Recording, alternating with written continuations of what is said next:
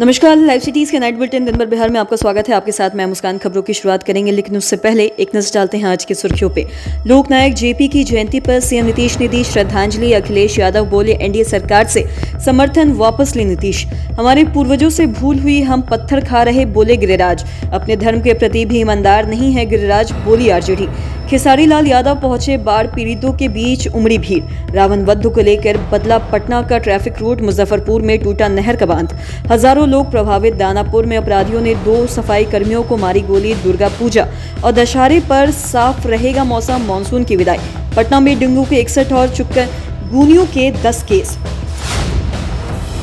बिहार के सीएम नीतीश कुमार ने भारत रत्न लोकनायक जयप्रकाश नारायण की जयंती पर उन्हें नमन किया है। बता दें कि जेपी संग्रहालय में लोकनायक की प्रतिमा पर माल्यार्पण कर उन्हें श्रद्धांजलि अर्पित की है। तो वहीं इस मौके पर डिप्टी सीएम सम्राट चौधरी, मंत्री विजय चौधरी, प्रधान सचिव डॉक्टर एस सिद्धार्थ समेत कई अधिकारी मौजूद रहे। तो वहीं लोकनायक की जयंती राज्य सरकार राजकीय समारोह के रूप में मना रही है। सीएम नीतीश कुमार ने संग्रहालय में घूम कर जेपी के स्मृतियों को याद किया। तो वहीं इस दौरान मुख्यमंत्री ने वहां मौजूद लोगों से पुरानी यादों को भी साझा किया है। संग्रहालय के गलियारों में कमी रणनीति बनती है। तो वहीं सूचना एवं जनसंपर्क विभाग की ओर से आरती, पूजन, भजन कीर्तन और देशभक्ति गीतों की प्रस्तुति दी गई।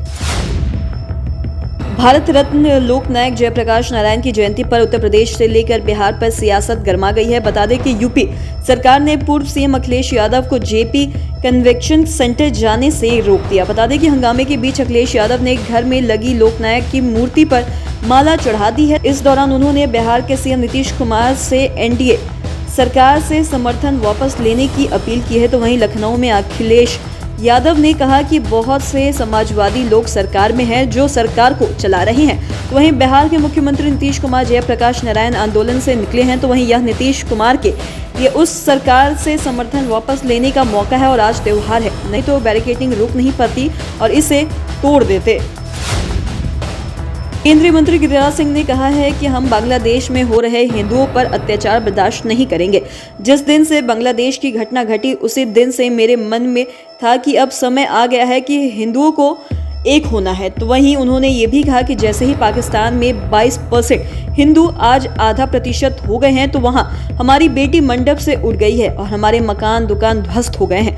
हमारे पूर्वजों से भूल हुई है। तो वहीं बंटवारे के समय अगर पूरा मुसलमान पाकिस्तान चला गया होता तो आज हमारी यह दुर्दशा नहीं होती। तो वहीं रामनवमी के जुलूस में ही हमें पत्थर खाना पड़ता है, और चाहे बिहार का बिहार शरीफ हो या फिर दिल्ली का कांवड़ यात्रा, यह दृश्य आखिर क्यों है हमने तो कभी ताजिया पर भी नहीं देखा।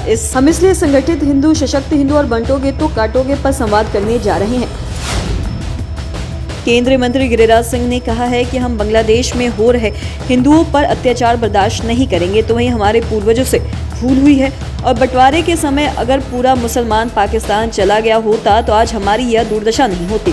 तो वहीं केंद्रीय मंत्री के बयान पर आरजेडी ने पलटवार किया है और गिरिराज सिंह पर पलटवार करते हुए आरजेडी प्रवक्ता एजाज अहमद ने यह भी कहा है कि वह भारत सरकार के मंत्री है और उन्होंने शपथ लिया है कि बिना द्वेष के देश की एकता और अखंडता को बनाए रखूंगा। तो वहीं अफसोस की बात यह है कि आप कहीं ना कहीं भारत के संविधान और संवैधानिक व्यवस्था की शपथ लेकर भी ऐसा बातें करते हैं जो समाज को तोड़ने की बात होती है। वह किसी के प्रति ईमानदारी नहीं होती, ना ही वह अपने मंत्रालय के प्रति ईमानदार है, न कार्यों के प्रति और ना ही अपने क्षेत्र के प्रति ईमानदार है। एजाज अहमद ने यह भी कहा है कि जिस धर्म की भाषा वो बोलते हैं वह उस धर्म के प्रति भी ईमानदार नहीं है। भोजपुर अभिनेता खेसारी लाल यादव मुजफ्फरपुर पहुंचे। यहां उन्होंने बाढ़ पीड़ितों के बीच राहत सामग्री बांटी। तो वहीं नेपाल से पानी छोड़े जाने के बाद उत्तर बिहार का ये इलाका बाढ़ से बुरी तरह से प्रभावित हो चुका है। तो वहीं बाढ़ में अलग अलग प्रखंड में अपना कहर भर पाया है। तो वहीं खेसारी लाल यादव औरैया प्रखंड में पहुंचे और यहां उन्होंने बाढ़ पीड़ितों से मुलाकात करके उनके बीच राहत सामग्री का भी वितरण किया और यह राहत सामग्री उनके चैरिटेबल फाउंडेशन से दिया गया है। उनके पूरे कार्यक्रम के दौरान सुरक्षा व्यवस्था का पुख्ता इंतजाम भी किया गया। बता दें कि इस दौरान लोगों के बीच फोटो लेने की होड़ मच गई। पीड़ित खेसारी की तस्वीर खींचते नजर आए। बता दें कि नेपाल से पानी छोड़े जाने के बाद बागमती नदी ने औराई, कटरा और साथ ही साथ गायघाट प्रखंड के तकरीबन 12 पंचायतों को प्रभावित किया। तो वहीं फिर बागमती नदी का तटबंध सीतामढ़ी में क्षतिग्रस्त हो गया है। विजयदशमी के मौके पर शनिवार को गांधी मैदान समेत 18 जगहों पर रावण वध कार्यक्रम होगा। बता दें कि गांधी मैदान को 4 भागों में बांटकर 4 सेक्टर पदाधिकारियों के नेतृत्व में 47 स्थानों पर 90 मजिस्ट्रेट की तैनाती की गई है। मैदान में आम लोगों का प्रवेश गेट नंबर 4, 5, 6, 7, 8, 10 और साथ ही साथ 12 से होगा। तो वहीं दोपहर 1 बजे से गांधी मैदान की ओर गाड़ियां नहीं जा सकेंगी। गुरुवार को डीएम डॉक्टर चंद्रशेखर सिंह और एसएसपी राजीव मिश्रा ने ये मैदान का जायजा लिया है और उन्होंने ये भी कहा है कि सुरक्षा व्यवस्था से कोई समझौता नहीं होगा और बाइकर्स गैंग के खिलाफ सख्त कार्रवाई करने का निर्देश दिया गया है। 128 सीसीटीवी कैमराओं से गांधी मैदान सहित आसपास के इलाकों में नजर रखी जाएगी। तो वहीं जिला नियंत्रण कक्ष में 7 और गांधी मैदान नियंत्रण कक्ष में 8 मजिस्ट्रेट की तैनाती की गई है। मुजफ्फरपुर के कुर्नी इलाके में बम नहर का बांध टूट गया है। बता दें कि स्थानीय लोगों के बीच अफरा तफरी का माहौल है और किसानों की फसल बर्बाद हुई है। अगले सुबह बांध टूटा है। तो वहीं सूचना पर तुर्की थाना की पुलिस और कुर्नी अंचलाधिकारी सतीश कुमार और प्रखंड विकास पदाधिकारी अमरजीत कुमार मौके पर पहुंचकर स्थिति का जायजा भी लिया और फसल की बर्बादी का आकलन भी किया जा रहा है। तो वहीं 2 गाँव में पानी घुसा है। बता दें कि 1000 लोग इससे प्रभावित हैं। तो वहीं बताया जा रहा है कि कुछ दिन पहले रियाज हो रहा था पर इस पर किसी ने ध्यान नहीं दिया।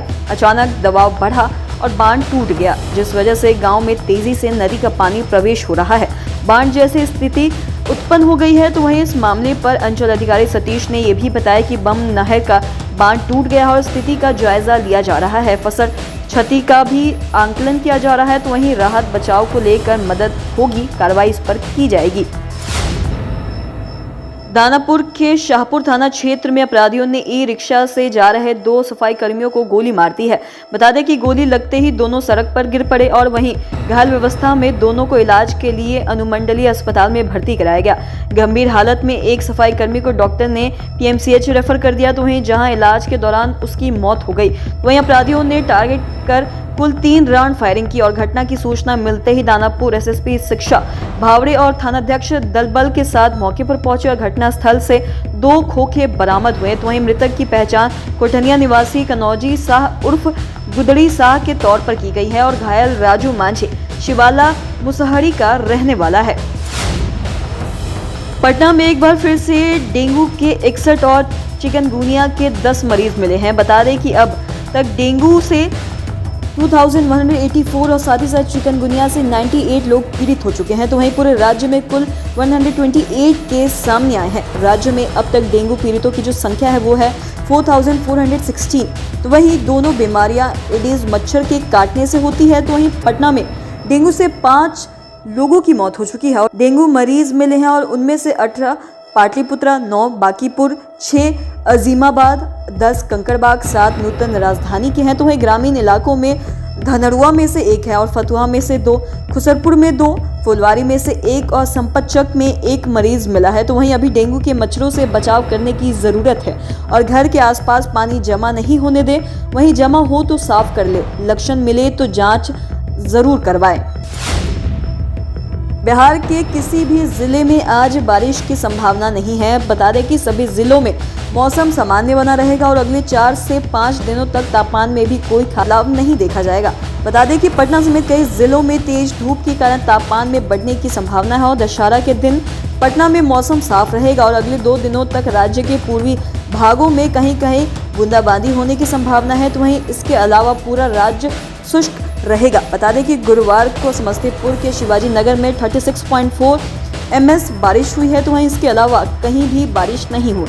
सबसे अधिक तापमान मधुबनी में 36.5 डिग्री और सबसे कम सहरसा में 30.5 डिग्री सेल्सियस रहा है। 1 जून से 30 सितंबर तक राज्य में 798.3 ms बारिश रिकॉर्ड की गई है। और वहीं मौसम वैज्ञानिक इसके पटेल के अनुसार एक कम दबाव का क्षेत्र अरब सागर में कर्नाटक और गोवा के तटीय क्षेत्र की ओर बना हुआ है और इसके कारण में से एक रेखा पूर्व अरब सागर से दक्षिण पश्चिम बंगाल के खाड़ी तक बनी हुई है और इस वजह से राज्य के पूर्वी भागों में बादल नजर आ रहे हैं। तो आज की इस वीडियो में इतना ही। अगर आपने अब तक हमारे चैनल को सब्सक्राइब नहीं किया तो तुरंत कर ले, साथ ही हमारे फेसबुक पेज को लाइक करें। वीडियो देखने के लिए आपका धन्यवाद।